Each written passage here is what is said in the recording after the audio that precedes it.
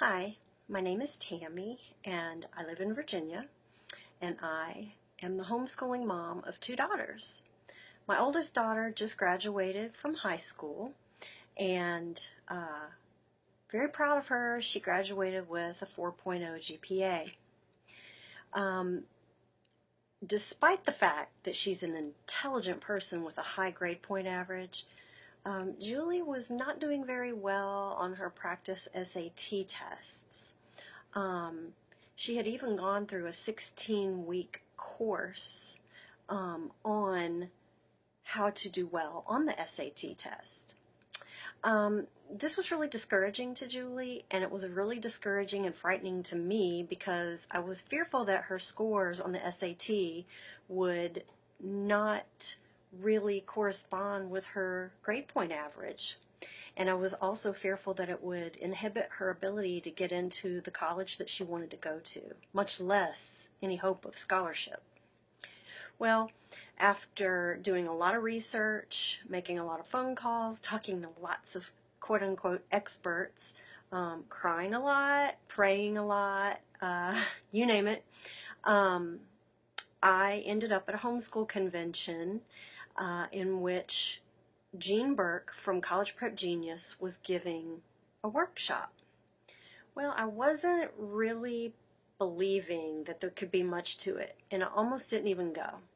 But I was thinking, well, I'll go. It could be a waste of my time, but I haven't heard this before, so maybe there's something to it. I was very skeptical, to say the least. However, once Jean came in and started to explain that many, if not most, of these types of tests, SAT, ACT, different tests, are not actually content-based tests, but rather logic tests and have to be approached as logic tests.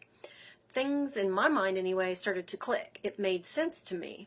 But when Jean did her examples,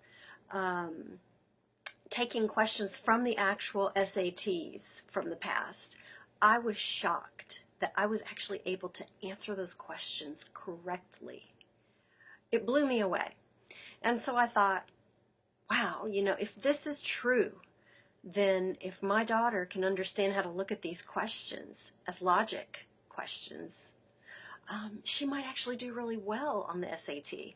So I brought the program, College Prep Genius, brought it home, and Julie went through the entire program, and she took a SAT. We thought, well, the date's up for one, let's take it, let's see how you do. She did really, really well.